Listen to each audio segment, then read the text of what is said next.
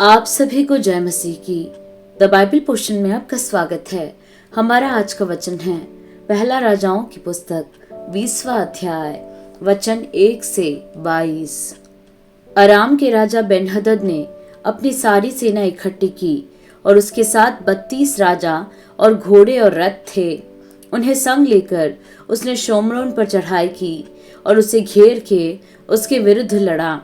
तब उसने नगर में इस्राएल के राजा अहाब के पास दूतों को यह कहने के लिए भेजा, बेन्हदद तुझसे यूं कहता है, तेरा चांदी सोना मेरा है और तेरी स्त्रियां और बच्चों में जो जो उत्तम है वह भी सब मेरे हैं।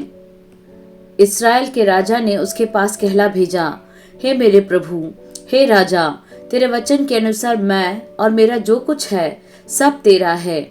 उन्हीं दूतों ने फिर आकर कहा, बेन्हदद तुझसे यूं कहता है, मैंने तेरे पास यह कहला भेजा था कि तुझे अपने चांदी सोना और स्त्रियां और बालक भी मुझे देने पड़ेंगे, परंतु कल इसी समय मैं अपने कर्मचारियों को तेरे पास भेजूंगा और वे तेरे और तेरे कर्मचारियों के घरों में ढूंढ ढांड करेंगे और तेरी जो जो मन भावनी वस्तुएं निकालें उन्हें वे अपने अपने हाथ में लेकर आएंगे।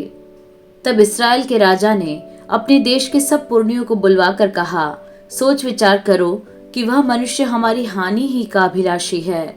उसने मुझसे मेरी स्त्रियां, बालक, चांदी सोना मंगा भेजा है और मैंने इनकार न किया।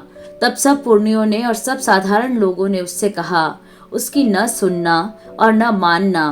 तब राजा ने बेन्हदद के दूतों से कहा, मेरे प्रभु राजा से मेरी ओर से कहो, जो कुछ तूने पहले अपने दास से चाहा था वह तो मैं करूंगा, परंतु यह मुझसे न होगा।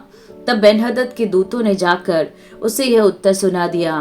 तब बेन्हदद ने अहाब के पास कहला भेजा, यदि शोम्रोन में इतनी धूल निकले कि मेरे सब पीछे चलने हारों की मुट्ठी भर जाए तो देवता मेरे साथ ऐसा ही वरन इससे भी अधिक करे।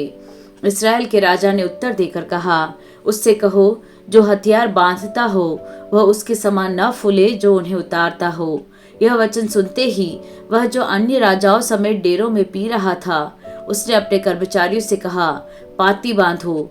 तब उन्होंने नगर के विरुद्ध पाती बांधी।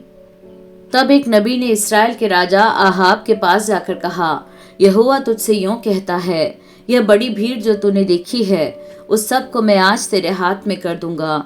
इससे तू जान लेगा कि मैं यहोवा हूँ। अहाब ने पूछा, किसके द्वारा? उसने कहा, यहोवा यूं कहता है, प्रदेशों के हाकिमों के सेवकों के द्वारा। फिर उसने पूछा, युद्ध को कौन आरंभ करे? उसने उत्तर दिया, तू ही। तब उसने प्रदेशों के हाकिमों के सेवकों की गिनती ली और वे 232 निकले। और उनके बाद उसने सब इस्राएली लोगों की गिनती ली और वे 7,000 निकले। ये दोपहर को निकल गए। उस समय बेन्हदद अपने सहायक 32 राजाओं समेत डेरों में शराब पीकर मतवाला हो रहा था। प्रदेशों के हाकिमों के सेवक पहले निकले। तब बेन्हदद ने दूत भेजे और उन्होंने उससे कहा, शोम्रोन से कुछ मनुष्य निकले आते हैं। उसने कहा, चाहे वे मेल करने को निकले हों चाहे लड़ने को, तो भी उन्हें जीवित ही पकड़ लाओ।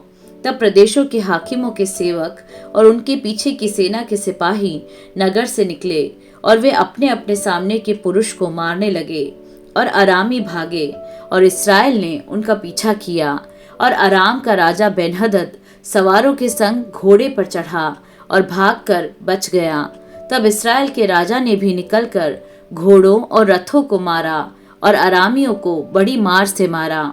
तब उस नबी ने इस्राएल के राजा के पास जाकर कहा, जाकर लड़ाई के लिए अपने को दृढ़ कर और सचेत होकर सोच कि क्या करना है, क्योंकि नए वर्ष के लगते ही अराम का राजा फिर तुझ पर चढ़ाई करेगा।